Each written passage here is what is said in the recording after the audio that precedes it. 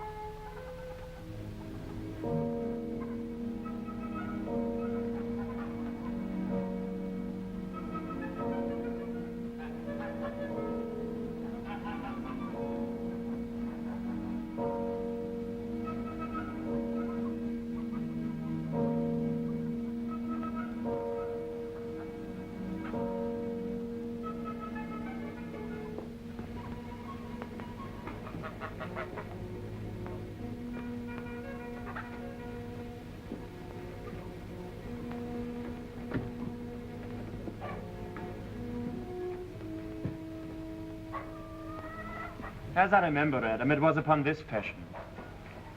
My father bequeathed me by will but poor 1,000 crowns, and charged my brother on his blessing to breed me well. And there begins my sadness.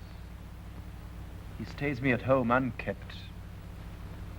For call you that keeping for a gentleman of my birth that differs not from the stalling of an ox? He lets me feed with his hinds, bars me the place of a brother, and as much as in him lies, minds my gentility with my education. This is it, Adam, that grieves me, and the spirit of my father, which I think is within me, begins to mutiny against this servitude. I will no longer endure it. Psst, Master Orlando, yonder he comes.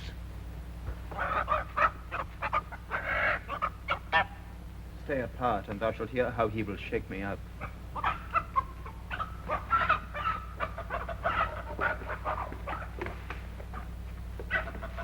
Now, sir, what make you here? Nothing. I am not taught to make anything. Marry, sir, be better employed. Shall I keep your hogs and eat husks with them? Know you where you are, sir? I know you are my eldest brother, and in the gentle condition of blood you should so know me. I have as much of my father in me as you. What, boy? Come, elder brother, you are too young in this. Wilt thou lay hands on me, villain? I am no villain. I am the youngest son of Sir Roland de Boys, and he is thrice a villain that says such a father begot villains. Wert thou not my brother, I would not take this hand from thy throat till this other had pulled out thy tongue for saying so. Sweet masters, be patient. For your father's remembrance be it at go. Let me go, I say. I will not till I please. You shall hear me. My father charged you by his will to give me good education. You have trained me like a peasant, and the spirit of my father grows strong within me, and I will no longer endure it. Therefore, give me the poor lottery my father left me by testament. With that I will go buy my fortune. Well, sir, Get you in. I will not long be troubled with you. You shall have some part of your will. I pray you leave me. I will no further offend you than becomes me for my good.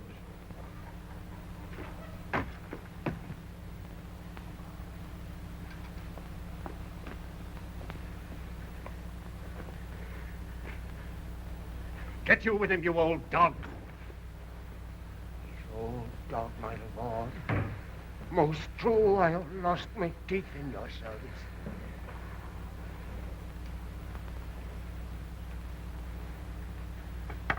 I will physic your rankness, and yet give no 1,000 crowns neither.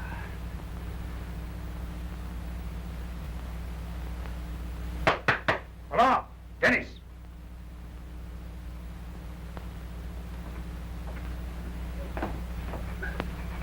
Calls, your worship?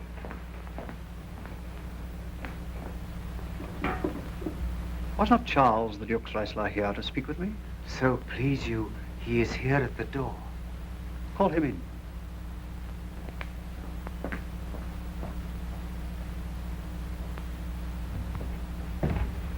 Lieutenant, your worship.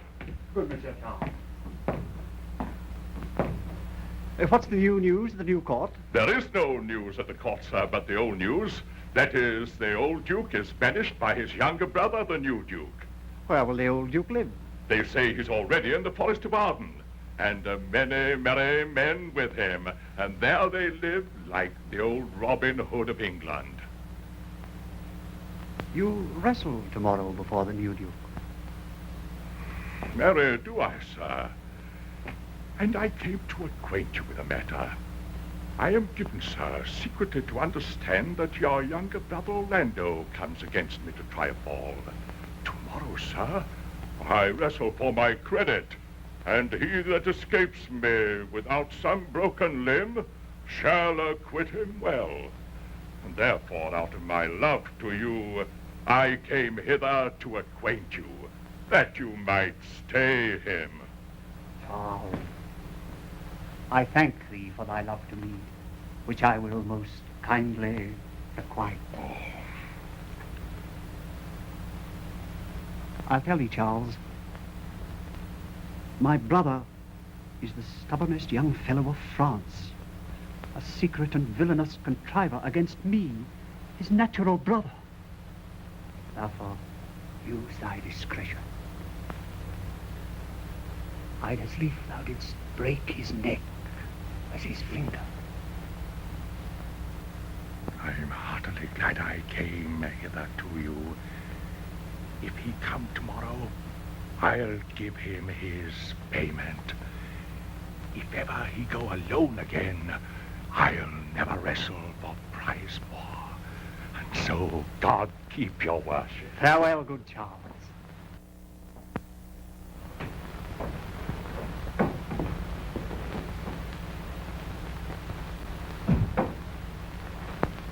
I hope I shall see an end of him. For my soul, yet I know not why, hates nothing more than he.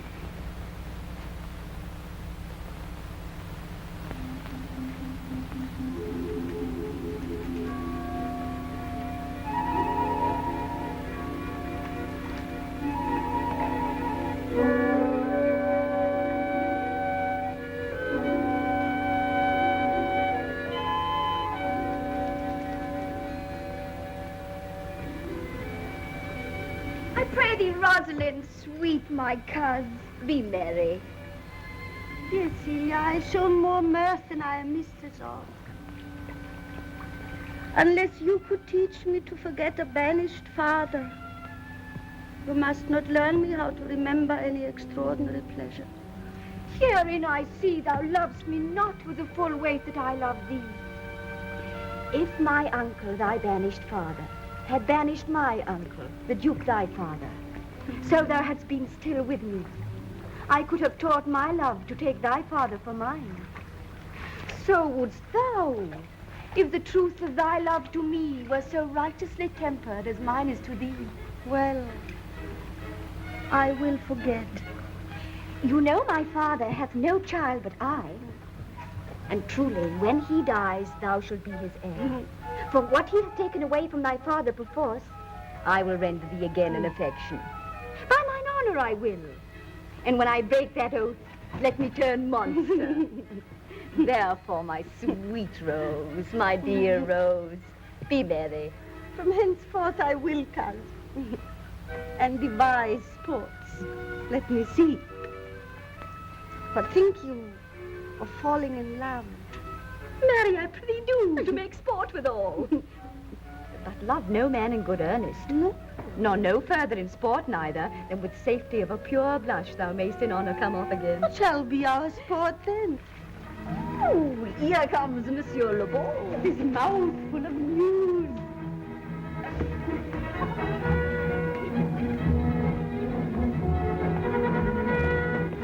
Bonjour, Monsieur Le Beau. What's the news? Fair Princess, you're going to lose much good sport. Sport? Of what color? What color, madame? How shall I answer you? As wit and fortune will. Eh bien, j'allais justement vous dire. Good wrestling, ladies, and they are ready to perform it. Let us see it, cuz.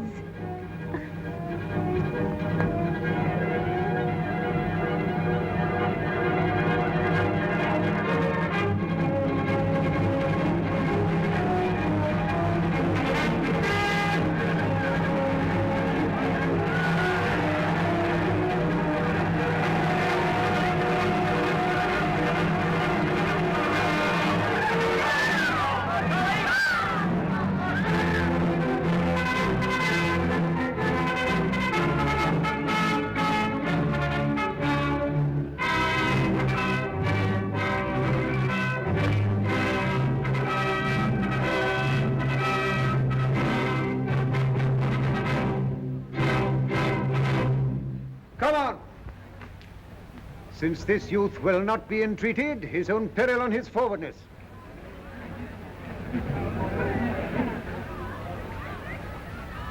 Is yonder the man? Even he, madame. Alas, he is too young. How now, daughter and cousin? Are you crept hither to see the wrestling?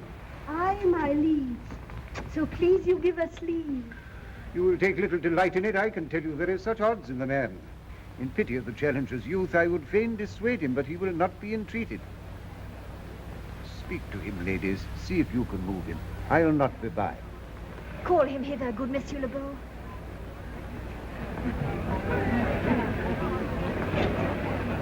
Monsieur the Challenger, the princess calls for you. I attend them with all respect and duty.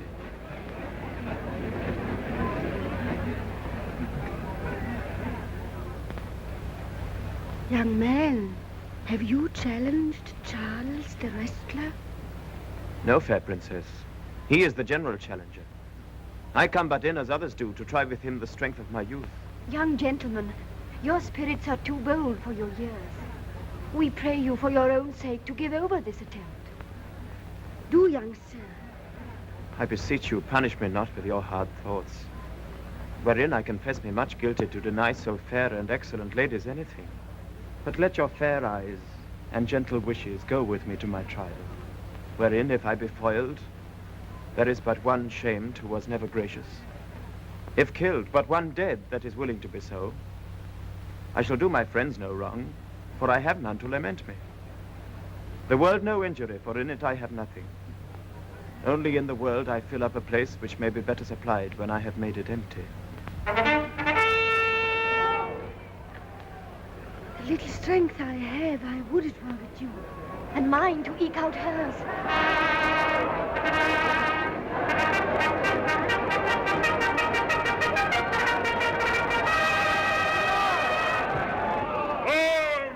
Where is this young gallant that is so desirous to lie with his mother? You mean to mock me after? You should not have mocked me before. But come your ways.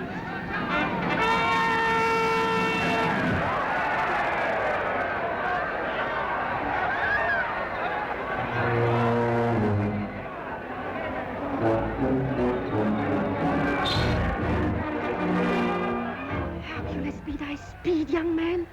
I would I were invisible to catch the strong fellow by the leg.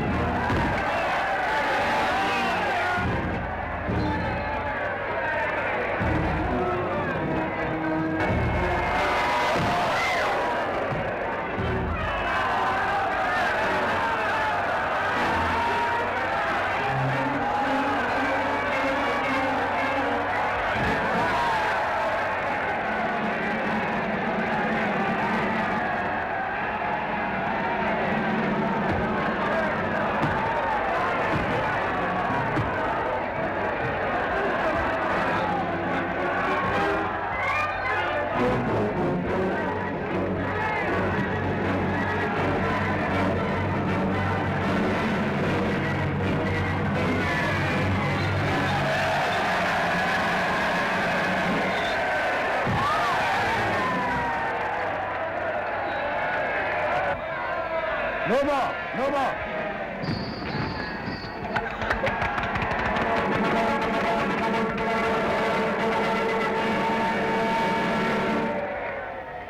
How dost thou, Charles? He cannot speak, my lord. Bear him away.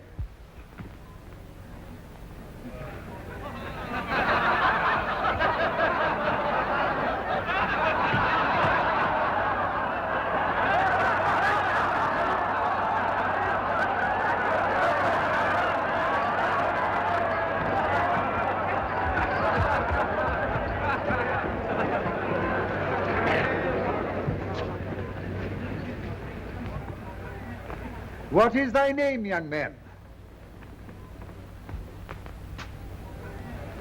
Orlando, my liege, the youngest son of Sir Roland de Boys. I would thou hadst been son to some man else. The world esteemed thy father honorable, but I did find him still mine enemy. But fare thee well, thou art a gallant youth. I would thou hadst told me of another father.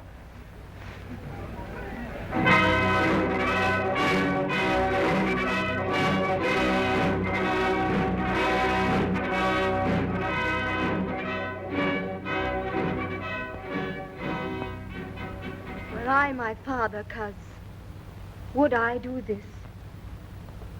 My father loved Sir Roland as his soul.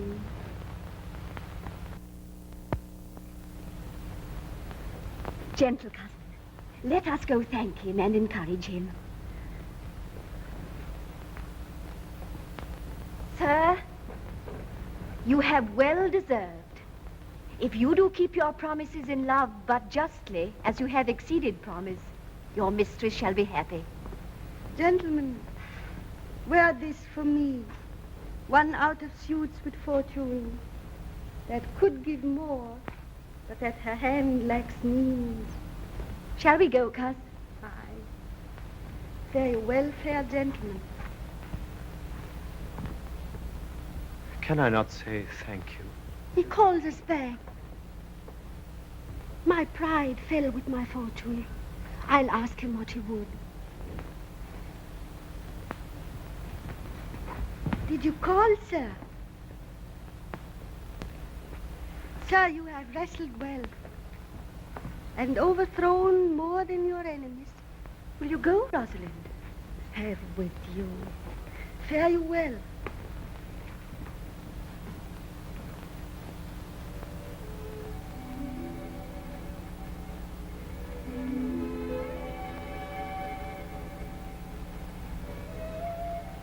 What passion hangs these weights upon my tongue? I cannot speak to her. Yet she urged conference. O poor Orlando, thou art overthrown. Or Charles, or something weaker masters thee. Good sir, I do in friendship counsel you to leave this place, albeit you have deserved high commendation. Yet, such is now the Duke's condition that he misconstrues all that you have done. I thank you, sir. And pray you, tell me this. Which of the two was daughter of the Duke that here was at the wrestling? Indeed, the taller is his daughter. The other is Rosalind, daughter to the banished Duke. But I can tell you that of late this Duke hath ta'en displeasure against his gentle niece, grounded upon no other argument, but that the people praise her for her virtues and pity her for her good father's sake. And on my life, his malice against this lady will suddenly break forth. Sir, fare you well. I rest much bounden to you. Fare you well.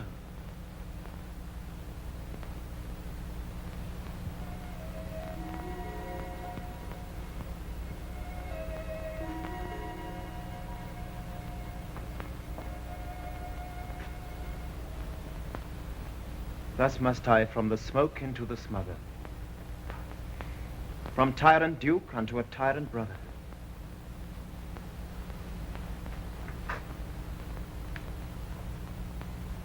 But heavenly Rosalind,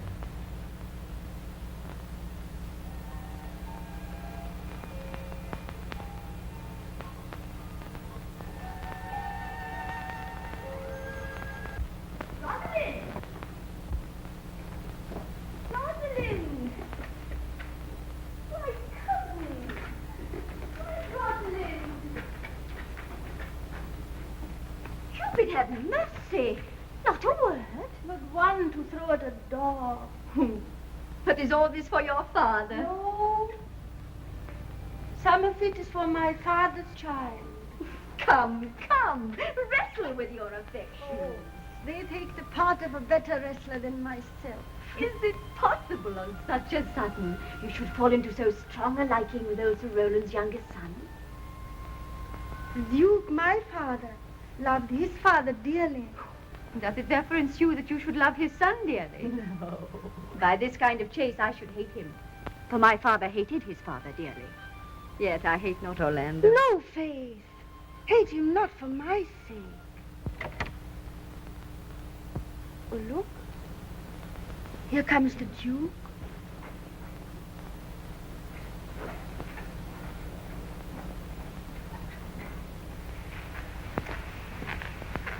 Mistress, dispatch you with your safest haste and get you from our court. Me, uncle. You, cousin, within these 10 days, if that thou beest found so near our public court as 20 miles, thou diest for it. I do beseech your grace. Let me the knowledge of my fault bear with me. Never so much as in a thought unborn did I offend your highness. Thus do all traitors. Thou art thy father's daughter, there's enough. So was I, when your highness took his dukedom. So was I when your highness banished him. Treason is not inherited, my lord. Or if we did derive it from our friends, what's that to me? My father was no traitor. And good my liege, mistake me not so much, to think my poverty is treacherous. Dear sovereign, hear me speak. Why, Celia, we stayed her for your sake, else had she with her father ranged along. If she be a traitor, why, so am I. We still have slept together, rose at an instant, learned, played, ate together. Still we went coupled and inseparable. Thou art a fool. She loves thee for thy name, and thou wilt show more bright and seem more virtuous when she is gone. No, my dear. Open not thy lips. Firm and irrevocable is my doom. She is banished. Pronounce that sentence then on me, my liege. I cannot live out of her company. You are a fool. You, niece, provide yourself. If you outstay the time, upon mine honor, and in the greatness of my word, you die.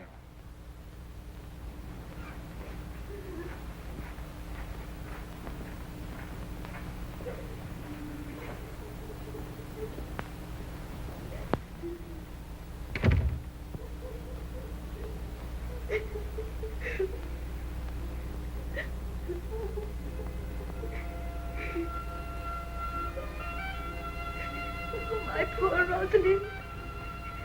Whither wilt thou go?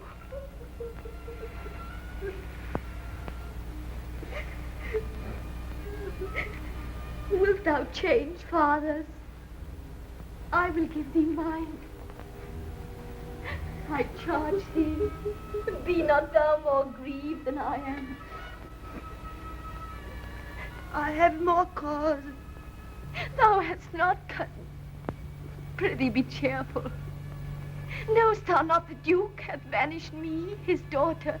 That he has not. No, hath not. Rosalind lacks then the love which teacheth thee that thou and I am one. Shall we be sundered? Shall we part? Sweet girl, no. Let my father seek another heir. For by this heaven, now at our sorrows pale, say what thou canst, I'll go along with thee. Whither shall we go? To seek my uncle in the forest of Arden.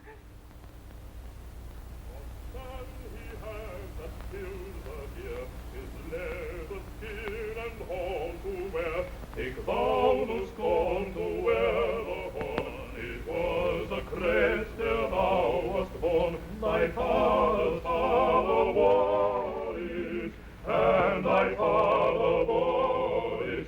The horn, the lusty horn, is not a thing to laugh to scorn. Now, my co-mates and brothers in exile, hath not old custom made this life more sweet than that of painted pomp? Are not these woods more free from peril than the envious court? Here feel we but the penalty of Adam, the season's difference, as the icy fang and churlish chiding of the winter's wind, which when it bites and blows upon my body, even till I shrink with cold, I smile and say, this is no flattery. These are counselors that feelingly persuade me what I am. Sweet are the uses of adversity, which like the toad, ugly and venomous, wears yet a precious jewel in his head. And this our life, exempt from public haunt, finds tongues in trees, books in the running brooks, sermons in stones, and good in everything. I would not change it. Happy is your grace that can translate the stubbornness of fortune into so quiet and so sweet a style.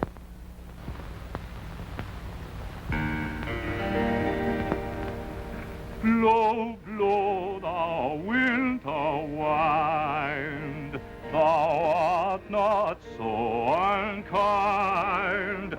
Thou art not so unkind as man's ingratitude.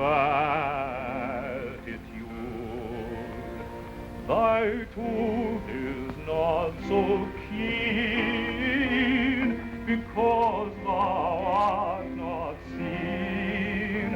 Thy tooth is not so keen because thou art not seen. Although thy breath be rude, although thy breath be rude, although thy breath be rude.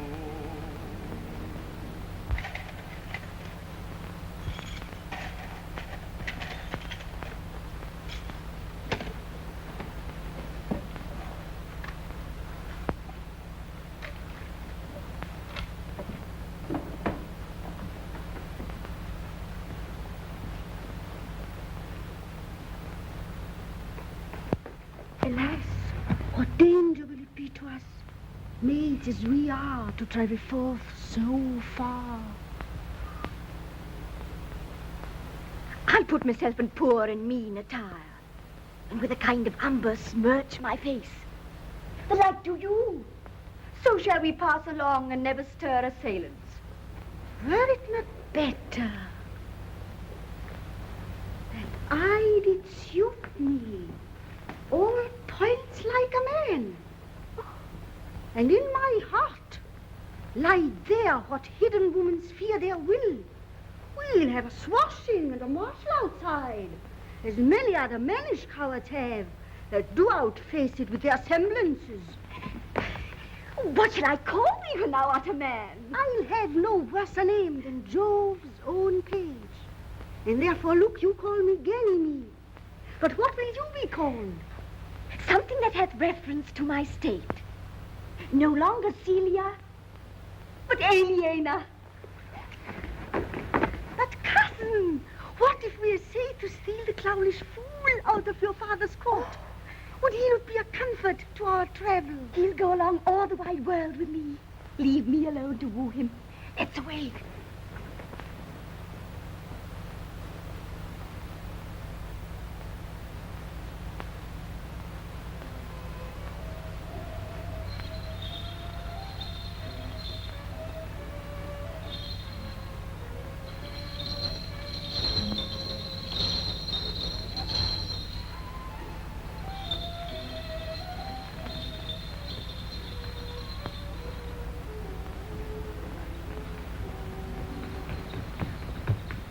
Now go we in content to liberty and not to banishment. Can it be possible that no man saw them? It cannot be. Some villains of my court are of consent and sufferance in this. I cannot hear of any that did see her. Lord, the ruinous clown, at whom so oft your grace would want to laugh, is also missing.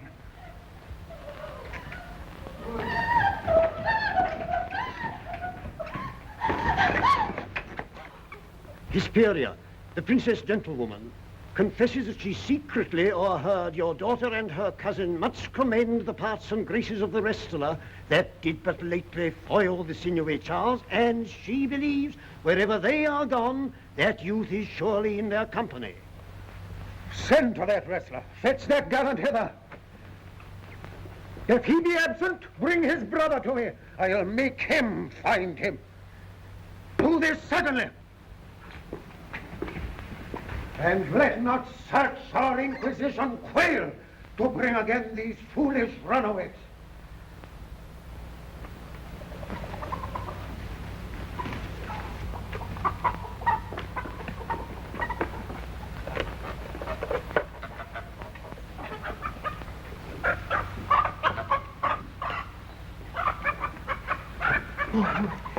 Oh, my gentle master.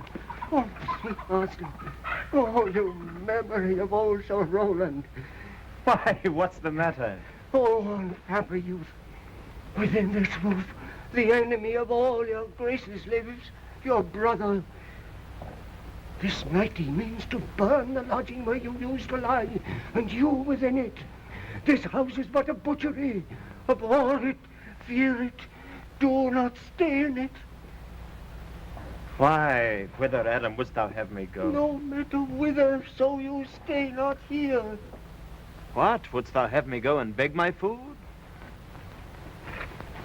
I have 500 crowns, the thrifty isle I saved unto your father. Here's the gold. All this I give you. Let me be your servant in all your business and necessities.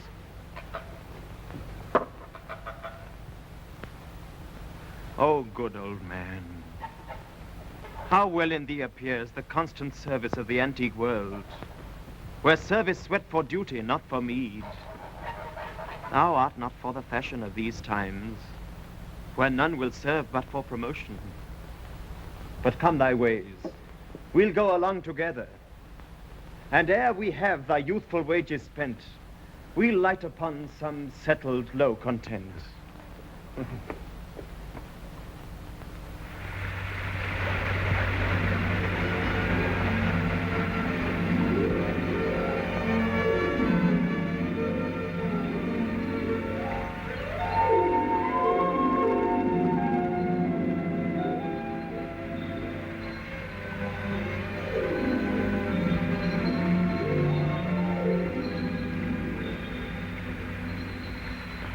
Jupiter, how weary are my spirits.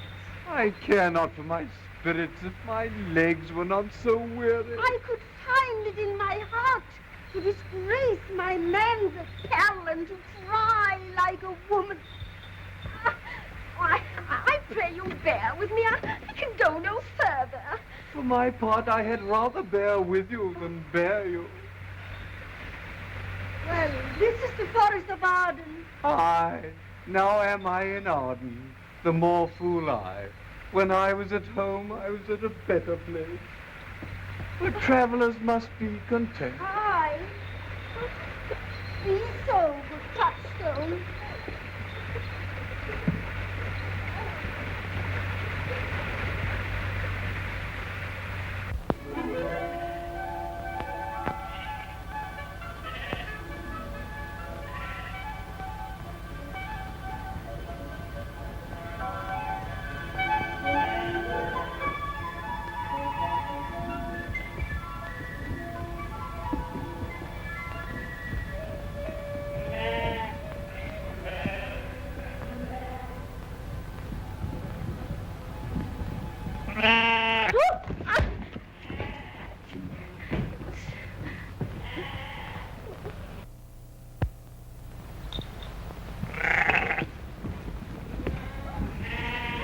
Oh, Corin, that thou knewst how I do love her. I partly guess, for I have loved her now. How many actions most ridiculous hast thou been drawn to by thy fantasy? Into 1,000 that I have forgotten. Oh, thou didst then ne'er love so heartily. If thou rememberest not the slightest folly that ever love did make thee run into, thou hadst not loved. Or if thou hast not spoke as I do now, wearing thy hearer with thy mistress' praise, thou hast not loved. Or if thou hast not broke from company, abruptly as my passion now makes me, thou hast not loved. Oh, Phoebe, Phoebe, Phoebe. Oh, Joe, this shepherd's passion is much upon my fashion. And mine. But it grows somewhat stale with me. I pray you, one of you, question yon man if he for gold will give us any food. I faint almost to death.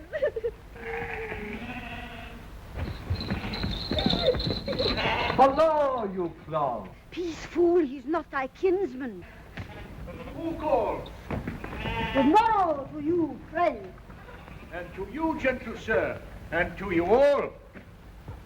I prithee, shepherd, if that love or gold can in this desert place buy entertainment, here's a young maid with tribal much oppressed and faints for succor. Fair sir, I pity her. But I am shepherd to another man, and do not shear the fleeces that I graze. His cot, his flocks, and bounds of feed are now on sale. But what is? Come and see, and in my voice most welcome shall you be. I pray thee, if it stand with honesty, buy thou the cottage, pasture, and the flock, and thou shalt have to pay for it of us. I like this place and willingly would waste my time in it. Assuredly the thing is to be sold. Go with me. And if you like, upon report, the soil, the profit, and this kind of life, I will your very faithful feeder be.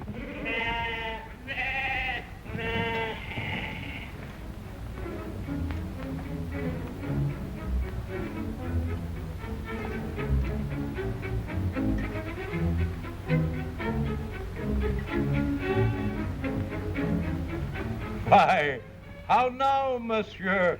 What a life is this, that your poor friends must woo your company. You look merrily. A fool, a fool. I met a fool in the forest. A motley fool. A miserable world.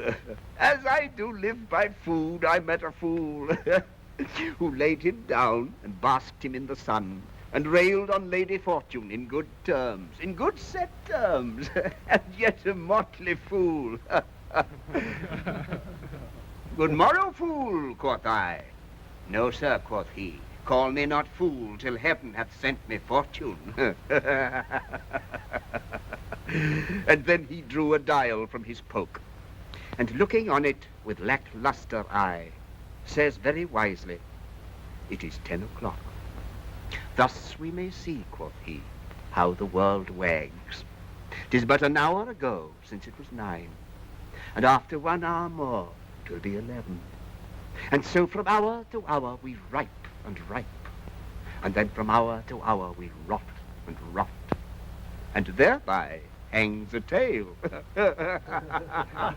Oh, noble fool, a worthy fool, Motley's the only wear. What fool is this? Oh, worthy fool, would that I were a fool. I am ambitious for a motley coat. Forbear and eat no more. Why, I've ate none yet. Nor shalt not till necessity be served. Of what kind should this cock come on? Forbear, I say! He dies who touches any of this fruit till I and my affair are answered. And you will not be answered with reason. I must die. What would you have? Your gentleness shall force, more than your force move us to gentleness. I almost die for food. Let me have it. Sit down and feed, and welcome to our table. Speak you so gently. Pardon me, I pray you. I thought that all things had been savage here, and therefore put I on the countenance of stern commandment. But whate'er you are, if ever you have looked on better days, if ever been where bells have knolled to church, if ever sat at any good man's feast, if ever from your eyelids wiped a tear and know what is to pity and be pitied, let gentleness my strong enforcement be, in the which hope I blush and hide my sword. True is it that we have seen better days, and have with holy bell been knolled to church, and sat at good men's feasts, and wiped our eyes of drops that sacred pity hath engendered. Therefore, sit you down in gentleness. Yet but forbear your food a little while. There is a poor old man who after me hath many a weary step limped in pure love, till he be first sufficed, oppressed with 2 weak evils, age and hunger, I will not touch a bit. Go, seek him out, and we will nothing waste till your return. I thank ye, and be blessed for your good comfort. Thou seest, we are not all alone unhappy. This wide and universal theatre presents more woeful pageants than the scene wherein we play in. All the world's a stage, and all the men and women merely players. They have their exits and their entrances, and one man in his time plays many parts, his acts being 7 ages. At first, the infant, mewling and puking in the nurse's arms. Then the whining schoolboy with his satchel and shining morning face, creeping like snail, unwillingly to school. And then the lover, sighing like furnace, with a woeful ballad made to his mistress' eyebrow. Then a soldier, full of strange oaths and bearded like the bard, jealous in honor, sudden and quick in quarrel, seeking the bubble reputation even in the cannon's mouth. And then the justice, in fair round belly, with good capon lined, with eyes severe and beard of formal cut, full of wise saws and modern instances, and so he plays his part. The 6th age shifts into the lean and slippered pantaloon, with spectacles on nose and pouch on side, his youthful hose well saved, a world too wide for his shrunk shank, and his big manly voice turning again toward childish treble, pipes and whistles in his sound. last scene of all, that ends this strange, eventful history, is second childishness and mere oblivion. Sans teeth, sans eyes, sans taste, sans everything.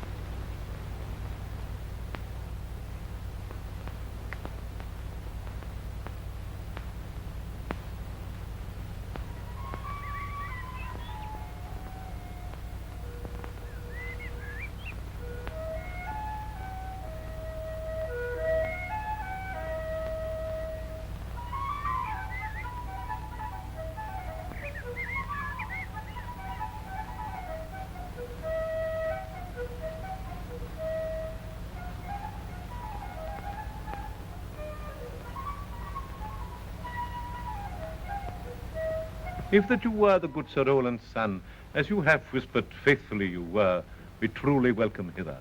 Good old man, thou art right welcome as thy master is. I am the Duke that loved your father.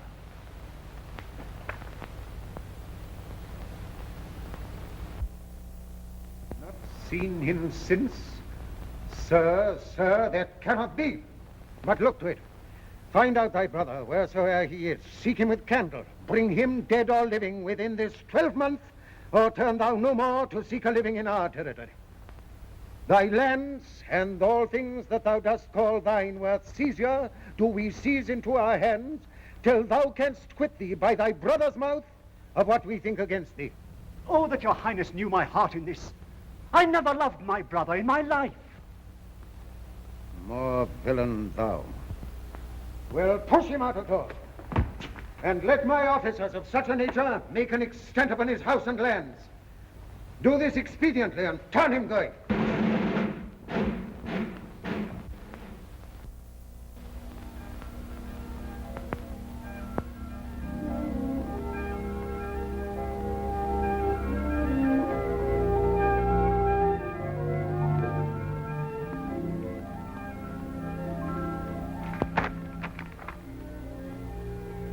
Hang there my verse in witness of my love. And thou thrice-crowned queen of night survey with thy chaste eye from thy pale sphere above thy huntress name that my full life doth sway. O Rosalind, these trees shall be my books, and in their barks my thoughts I'll character, that every eye which in this forest looks shall see thy virtue witnessed everywhere. Run, run, Orlando. Carve on every tree the fair, the chaste, the unexpressive sheen.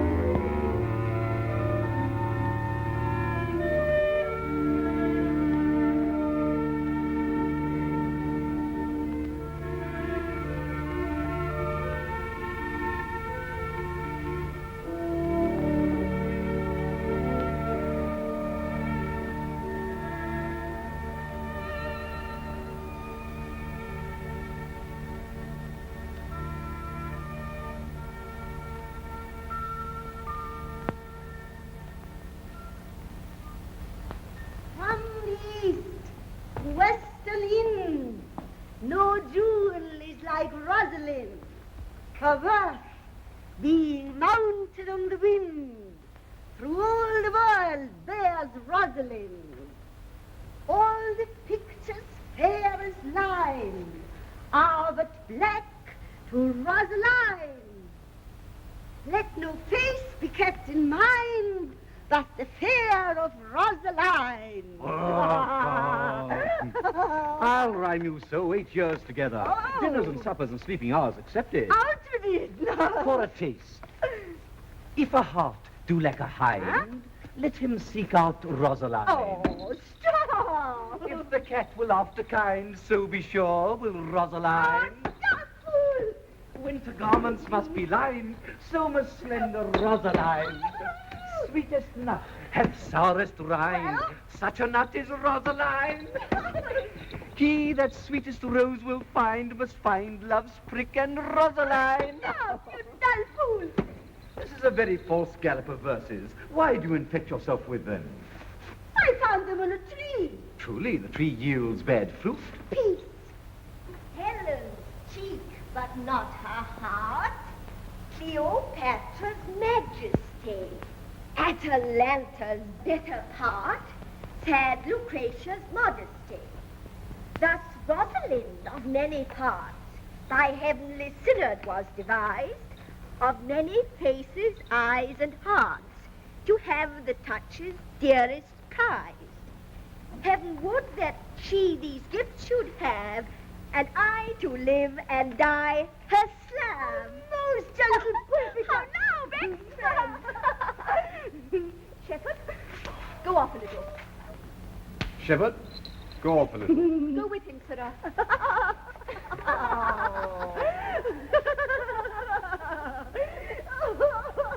Didn't thou hear without wondering how thy name should be hanged and carved upon these trees? I was 7 of the 9 days out of the wonder before you came. Look here what I found on a palm tree.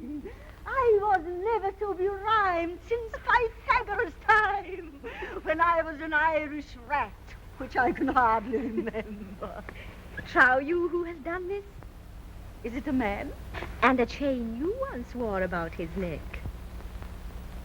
Change your color? I prithee who? Oh, is this possible? Nay, I prithee now, with most petitionary vehemence, tell me who it is. Oh, wonderful, wonderful, and most wonderful, wonderful, and yet again wonderful, and after that... Out of all, good my complexion. Dost thou think, though I am caparisoned like a man, I have a doublet and hose in my disposition? 1 inch of delay more is a south sea of discovery. Quickly and speak apace. Oh, I would thou couldst stammer, that thou mightst pour this concealed man out of thy mouth as wine comes out of a narrow-mouthed bottle, either too much at once or none at all.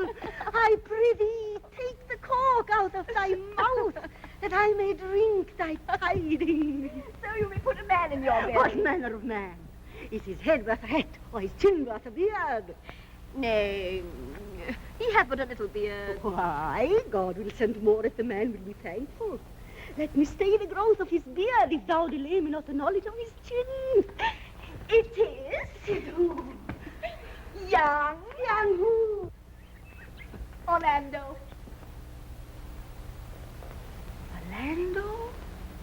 Orlando. Alas, the day. What shall I do with my doublet and hose? What did he when thou sawest him? What said he? How looked he? What makes he here? Did he ask for me? And shalt thou see him again? Answer me in 1 word. He was balmy gargantua's mouth first. Oh. But take a taste. I found him under a tree, like a dropped acorn. May well be called Jove's tree, when it drops forth such fruit. There lay he, stretched along like a wounded knight. Though it be pity to see such a sight, it well becomes the ground. Cry holler to thy tongue, I prithee. Thou bring'st me out of tune. Oh, Elena! Elena! Do you not know I'm a woman? When I think I must speak. Sweet, say on. No, you bring me up.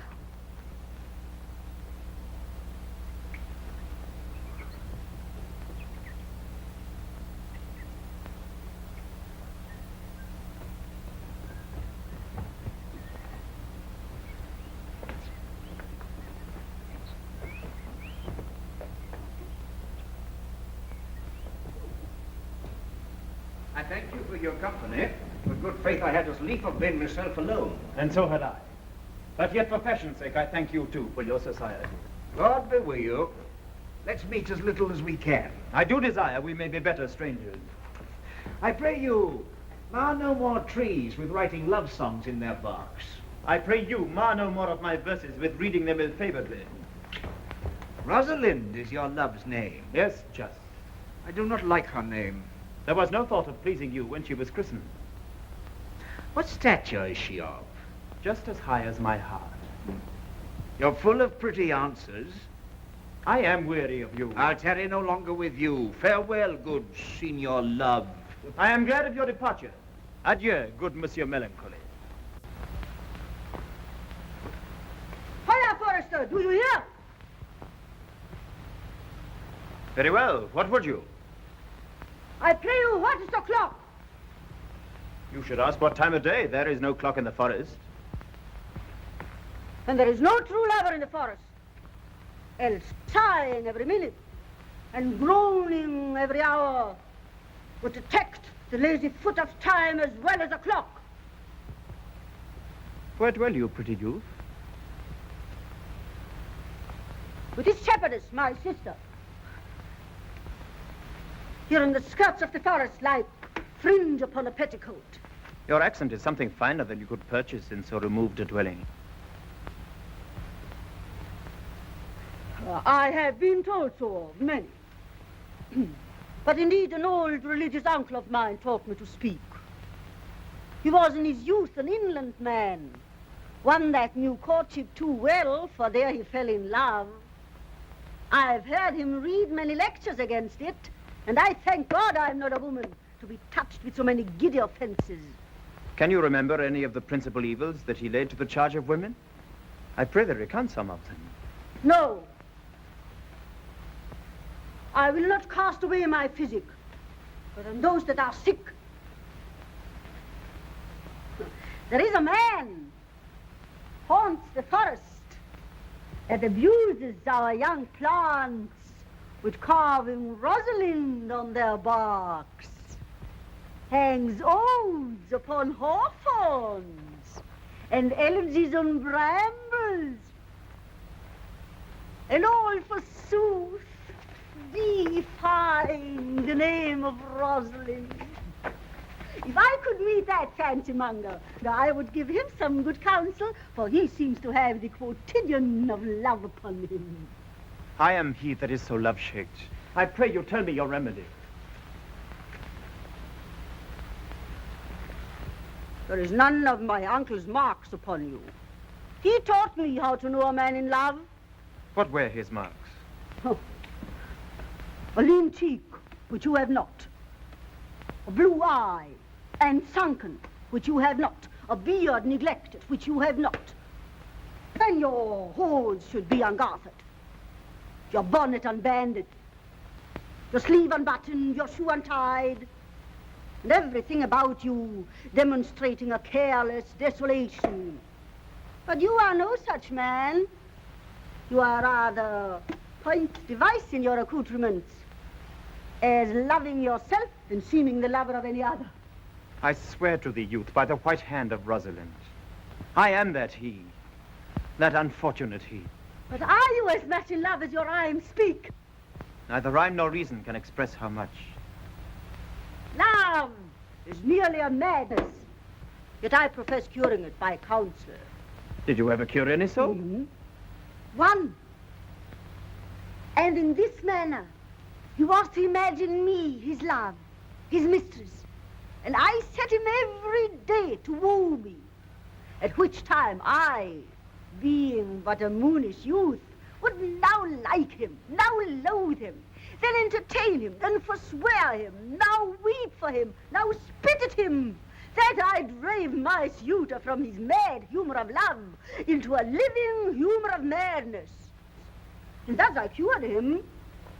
And this way will I take upon me to wash your liver as clean as a sound sheep's heart, that there shall not be one spot of love in it. I would not be cured, you. But I would cure you, if you'd but call me Rosalind. and come every day to my cot to woo me. Now, by the faith of my love, I will. Tell me where it is. Go with me and I'll show it you. And by the way, you can tell me where in the forest you live. Will you go? With all my heart, good youth. Nay, you must call me Rosalind. Rosalind. Come, sister, will you go?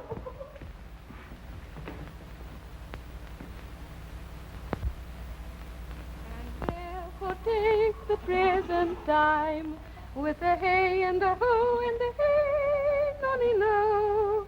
For love is crowned with the prime. In springtime,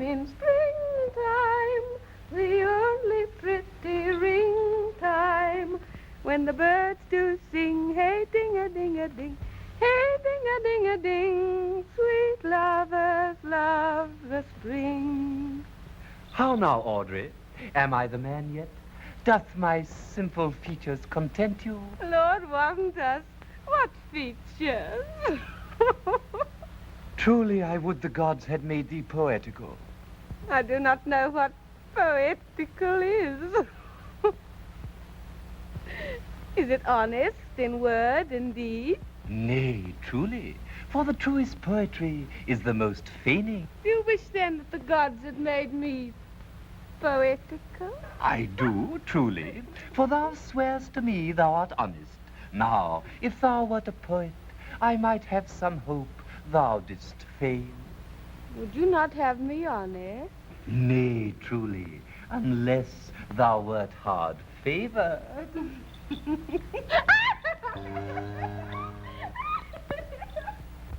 Never talk to me, I will weep. You, I prithee. But yet have the grace to consider that tears do not become a man. But have I not cause to weep?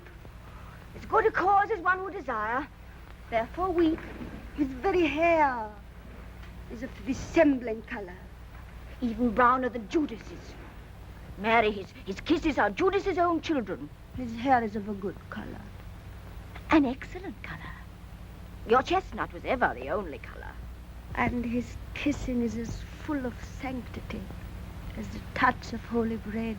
The very ice of chastity is in them. But why did he swear I would come this morning and comes not? Nay, certainly, there is no truth in him. Not true in love? Yes, when he is in. But I think he's not in. You had heard him swear downright he was. Was is not is.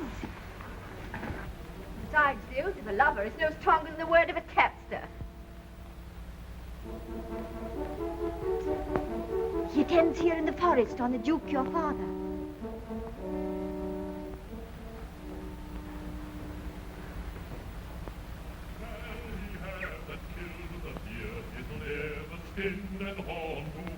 A crown of scorn to wear the horn. It was a crest ere thou wast born. Thy father's father wore it, and thy father bore it. The horn, the nasty horn. I met the Duke yesterday. He asked me of what parentage I was. I told him of as good as he. He laughed and let me go. But what talk we of fathers when there is such a man as Orlando? Mistress and master, if you will see a pageant truly played between the pale complexion of true love and the red glow of scorn and proud disdain, go hence a little, and I shall conduct you. Oh, come, let us remove. The sight of lovers feedeth those in love.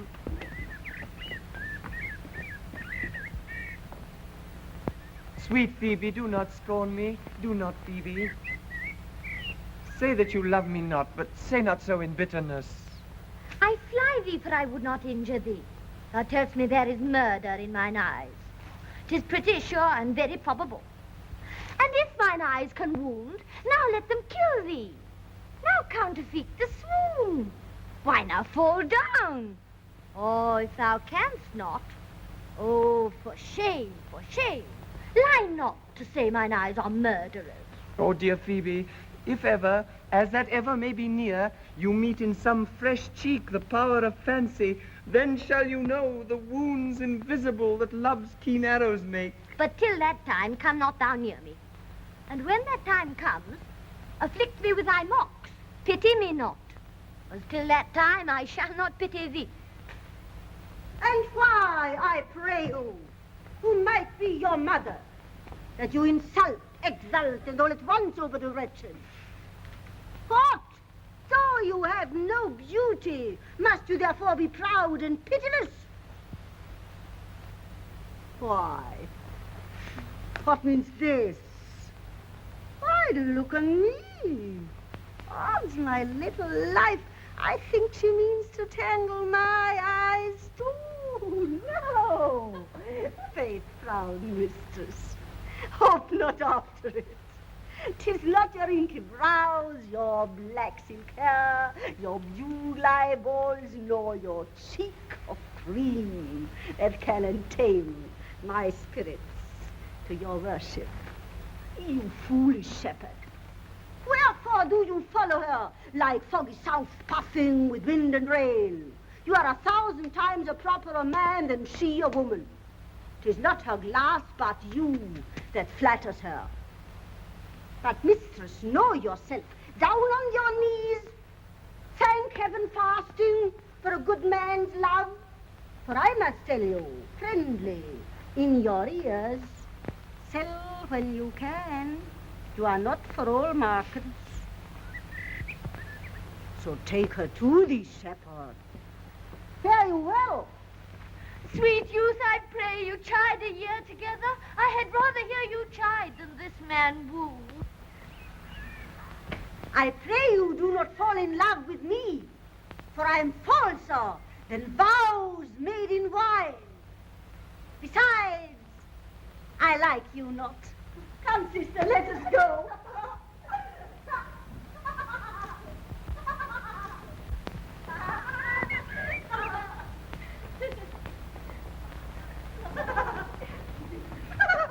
Good day and happiness, dear Rosalind.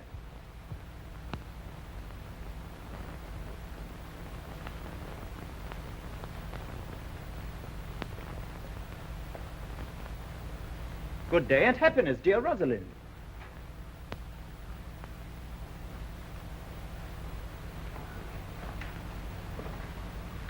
Now, Orlando, where have you been all this while?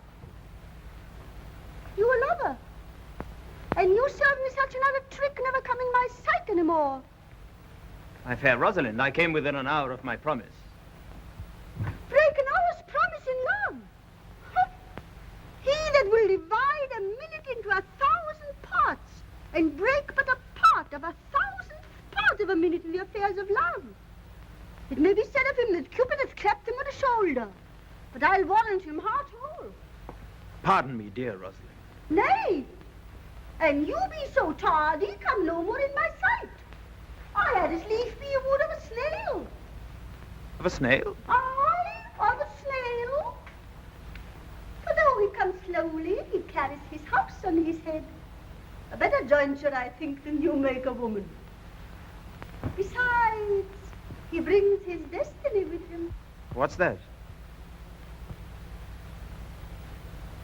Oh, Virtue is no horn maker, and mine Rosalind is virtuous. and I am your Rosalind. Come woo me, for now I am in a holiday humor and like enough to consent. What would you say to me now? And I were your very, very Rosalind. I would kiss before I spoke. Nay. You were better speak first. Very good orators, when they are out, they will spit. And for lovers lacking matter, the cleanliest shift is to kiss. Who could be out being before his beloved mistress? Marry, that should you if I were your mistress. Am not I your Rosalind? I take some joy to say you are, because I will be talking of her. Well, and in her person, I say, I will not have you. Then in mine own person, I die. No, Faye. Die by attorney. poor world is almost 6,000 years old. And in all this time, there was not any man died in his own person, in a love cause. Men have died from time to time, and worms have eaten them from time to time, but not for love. I would not have my right, Rosalind, of this mind, for I protest her frown might kill me. No. By this hand, it will not kill a fly. But come, now I will be your Rosalind in a more coming on disposition. And ask me what you will. I will grant it. Then love me, Rosalind. Yes, Faith, will I? Fridays, Saturdays, and all days. And wilt thou have me? Aye, and 20 such. What sayest thou? Are you not good? I hope so. What then? Can one desire too much of a good thing? Sister! Sister, you shall be the priest and marry us. Give me your hand, Orlando. What do you say, sister? Pray thee, marry us. I cannot see the words. You must begin. Will you, Orlando, have to wife this Rosalind? Go to. Will you, Orlando, have to wife this Rosalind? I will. Aye, but when? Why, now, as fast as she can marry us. And you must say, I take thee, Rosalind, for wife. I take thee, Rosalind, for wife. I do take thee, Orlando, for my husband.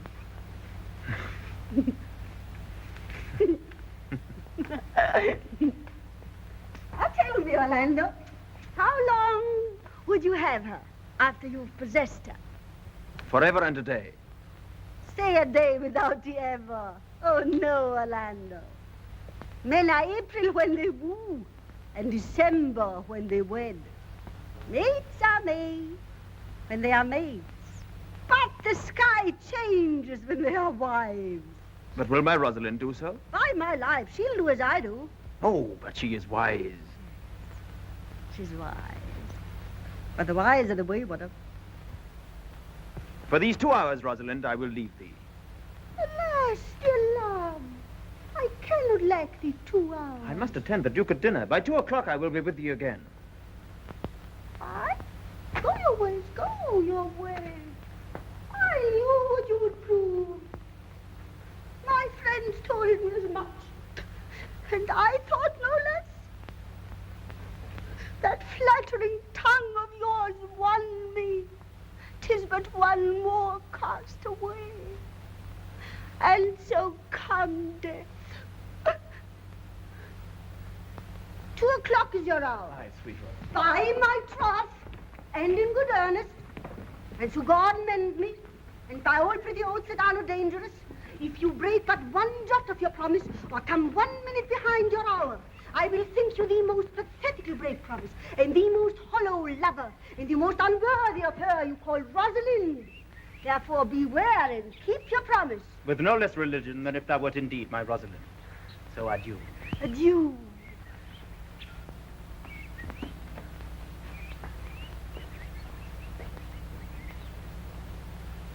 Adieu.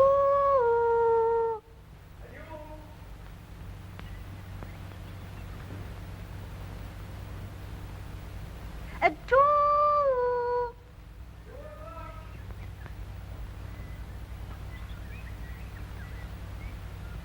At 2 o'clock.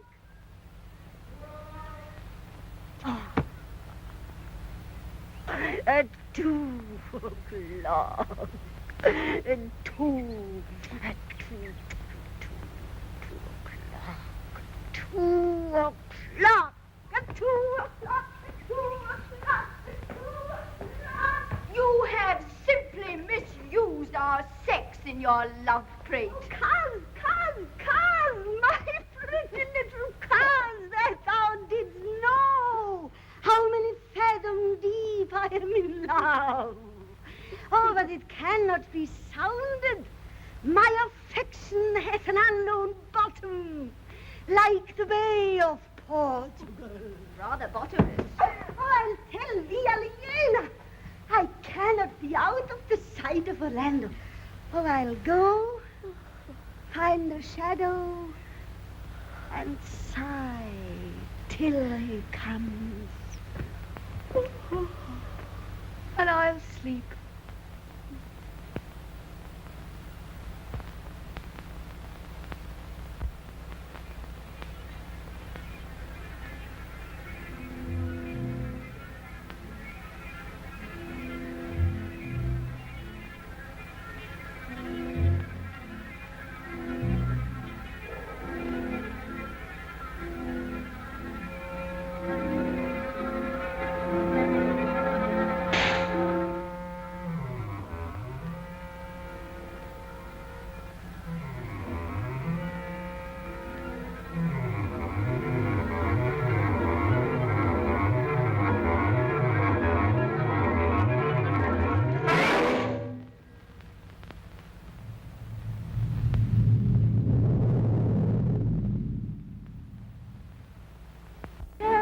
Where is fancy bred, or in the heart, or in the head? How begot, how nourished?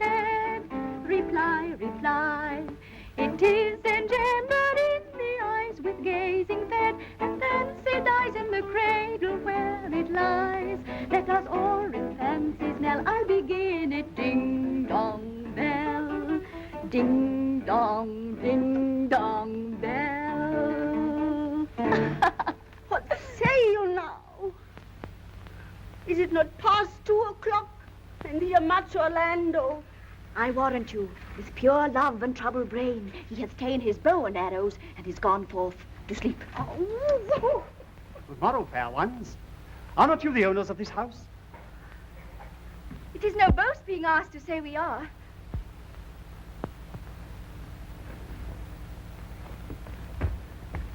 Orlando doth commend him to you both.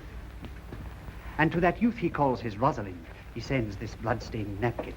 Are you he? I am. What must we understand by this? Some of my shame, if you know of me what man I am, and how and why and where this handkerchief was stained. I pray you tell it. When last young Orlando parted from you, he left a promise to return again within the hour. And pacing through the forest, lo what befell. Under an oak, a wretched, ragged man lay sleeping on his back. About his neck, a green and gilded snake had wreathed itself. But suddenly, seeing Orlando, it unlinked itself and slipped away into a bush, under which bush's shade a lioness lay crouching, head on ground, with cat-like watch, when that the sleeping man should stir. This seen, Orlando did approach the man, and found it was his brother, his elder brother. Oh, I've heard him speak of that same brother, and he did render him the most unnatural that lived amongst men. And well might he so do, for well I know he was unnatural. But for Orlando, did he leave him there? Twice did he turn his back and purposed so, but kindness, nobler ever than revenge, made him give battle to the lioness, which quickly fell before him, in which hurtling from miserable slumber I awaked. Are you his brother? Wast you he rescued? Wast you that did so oft contrive to kill him? Was I, but 'tis not I. I do not shame to tell you what I was, since my conversion so sweetly tastes being the thing I am. But for this blood-stained napkin? By and by. When, from the first to last, betwixt us two, tears our recountenance had most kindly bathed, as how I came into that desert place. In brief, he led me to the gentle Duke, who gave me fresh array and entertainment, committing me unto my brother's love, who led me instantly into his cave, there stripped himself, and here, upon his arm, the lioness had torn some flesh away, which all this while had bled. And now he fainted, and cried in fainting upon Rosalind. Oh, why, how now, Ganymede? Sweet Ganymede. Many will swoon when they do look on blood. There is more in it. Cousin, Ganymede. Look, he recovers.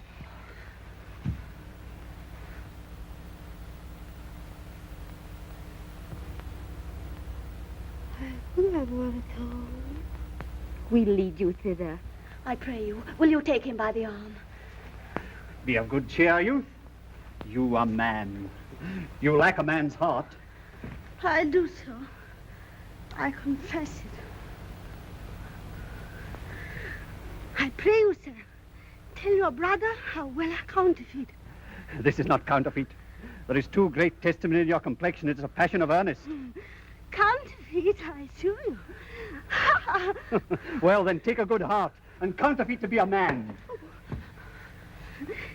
So I do. But i' faith, I should have been a woman by right. Come, you look paler and paler. Pray you draw homewards. Good sir, go with us. That will I.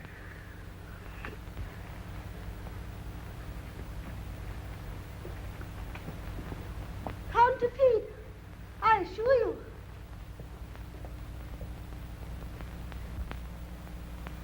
Audrey, there is a youth in the forest here, lays claim to you. Aye, I know who it is. He has no interest in me in the world. Here comes the man, you mean? It is meat and drink to me to meet a clown. We shall be flouting. We cannot hold. Good even, Audrey. Got you good evening, William. Ah. And good even to you, sir. Good even, gentle friend. Cover thy head, cover thy head. Nay, prithee, be covered. How old are you, friend? 25, sir. A ripe age. Is thy name William? William, sir. A fair name. Wast born i' the forest here? Aye, sir, I thank God. Thank God. A good answer. Art thou wise? Aye, sir, I have a pretty wit. Faith, thou sayest well. I do now remember a saying, the fool doth think he is wise, but the wise man knows himself to be a fool. You do love this maid? I do, sir. Give me your hand. Art thou learned? No, sir. Then learn this of me. To have is to have, for it is a figure in rhetoric that drink being poured out of a cup into a glass, by filling the one doth empty the other, and all your writers do consent that ipse is he. Now you are not he, because I am he. Which he, sir? He, sir, that must marry this woman.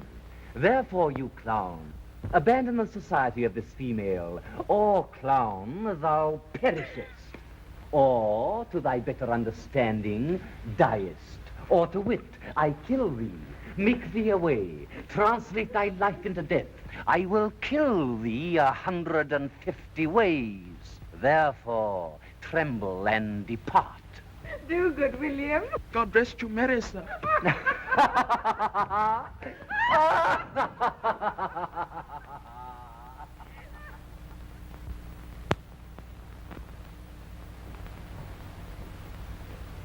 Is it possible that on so little acquaintance, that but seeing Eleanor you should love her, and loving woo and wooing she should grant? Neither call in question my sudden wooing nor her sudden consenting.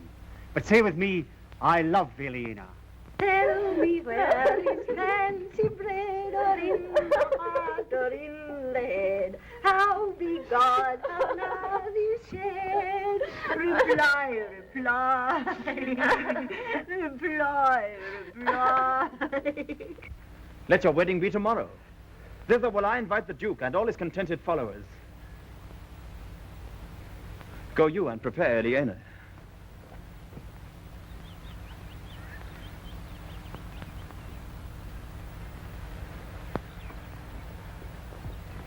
I tell you, brother. And you, fair sister? Oh, my dear Orlando, how it grieves me to see thee wear thy heart in a scarf.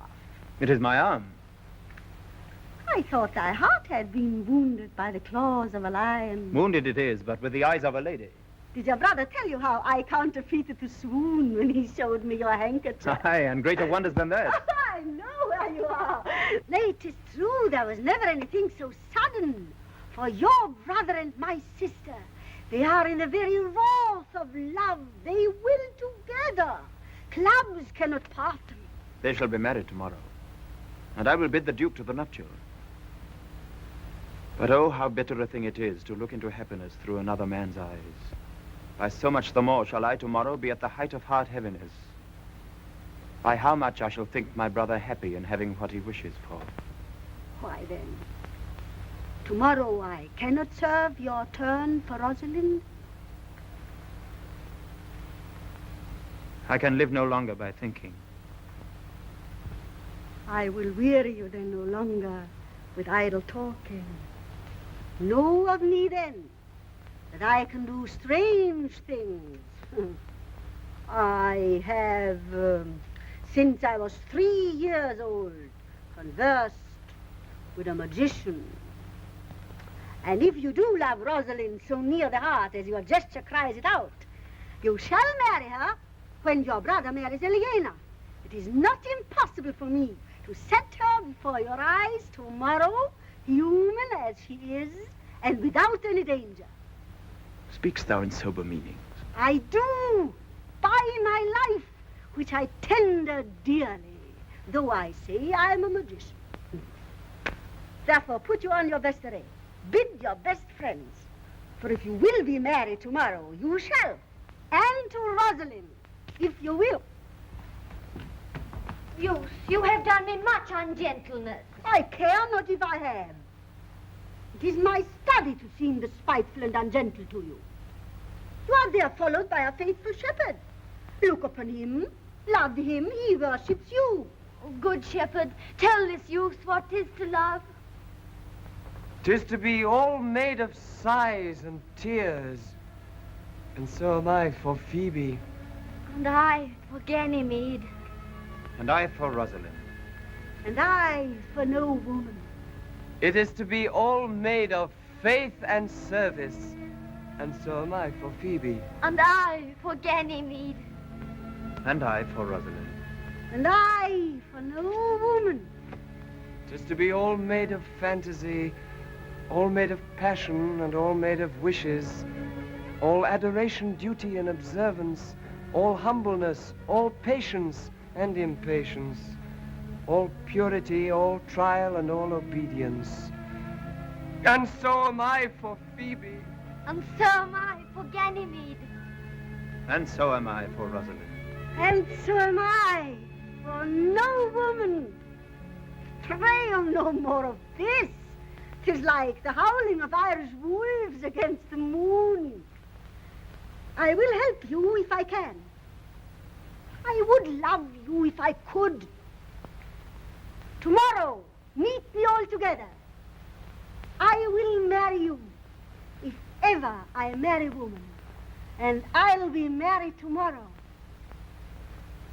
I'll satisfy you, if ever I satisfy man. And you shall be married tomorrow. I'll content you, if what pleases you contents you. And you shall be married tomorrow. As you love Rosalind, meet. As you love Phoebe, meet. And as I love no woman, I'll meet. So fare you well. I've left you command. I'll not fail if I live. No, I.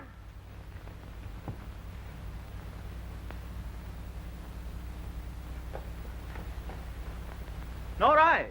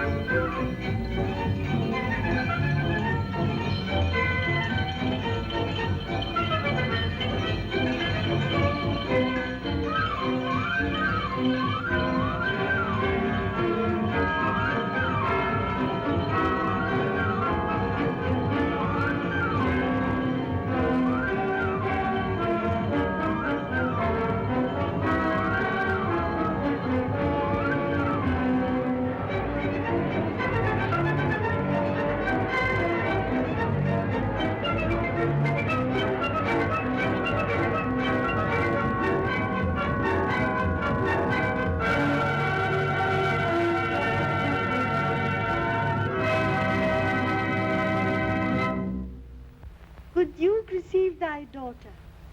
Hymen from heaven brought her. I brought her hither, that thou mightst join her hand and his, whose heart within his bosom is. If there be truth in sight, you are my daughter. If there be truth in sight, you are my Rosalind. If sight and shape be true, why then, my love, adieu. I'll have no father if you be not he. I'll have no husband if you be not he. Nor ne'er wed woman if you be not she. Oh, my dear niece, welcome thou art to me. Even daughter welcome in no less degree.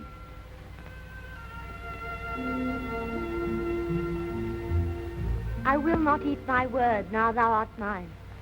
Thy faith, my fancy to thee doth combine.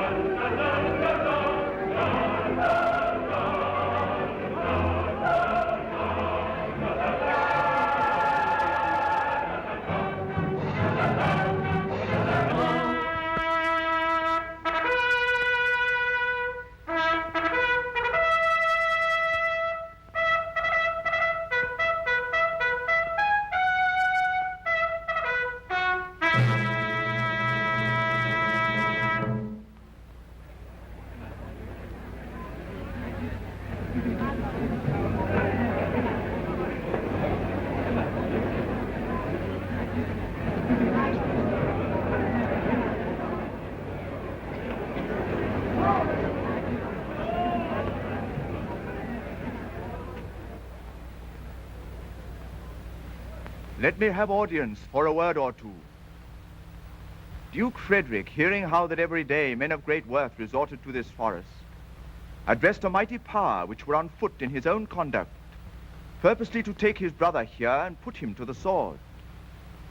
And to the skirts of this wild wood he came, where, meeting with an old religious man, after some question with him, was converted both from his enterprise and from the world, his crown bequeathing to his banished brother, and all their lands restored to them again that were with him exiled.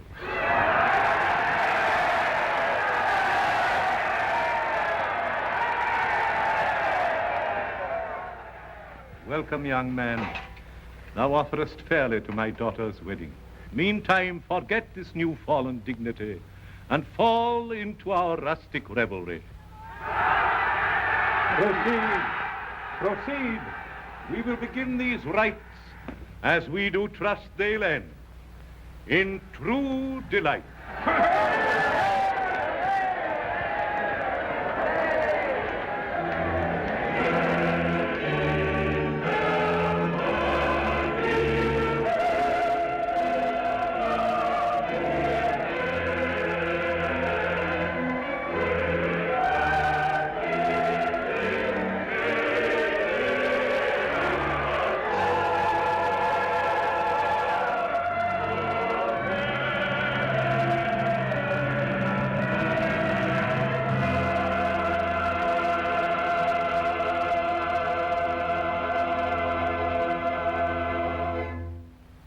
If it be true that good wine needs no bush, 'tis true that a good play needs no epilogue. Yet to good wine they do use good bushes, and good plays prove the better by the help of good epilogues. What a case am I in then, that I am neither a good epilogue, nor cannot insinuate with you in the behalf of a good play. I am not furnished like a beggar, therefore to beg will not become me. My way is to conjure you, and I'll begin with the women. I charge you, O women, for the love you bear to men, to like as much of this play as please you. And I charge you, O men, for the love you bear to women, that between you and the women the play may please.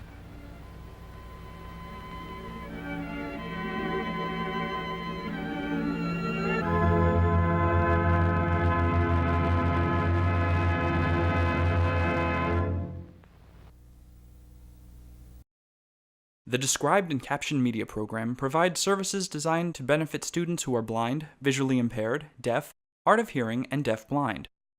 These services include a library of free-loaned described and captioned educational media, a clearinghouse of information related to educational media access, a gateway to internet resources related to accessibility, and a center for training and evaluation of any service provider desiring to appear on the DCMP's approved lists of description and captioning service providers.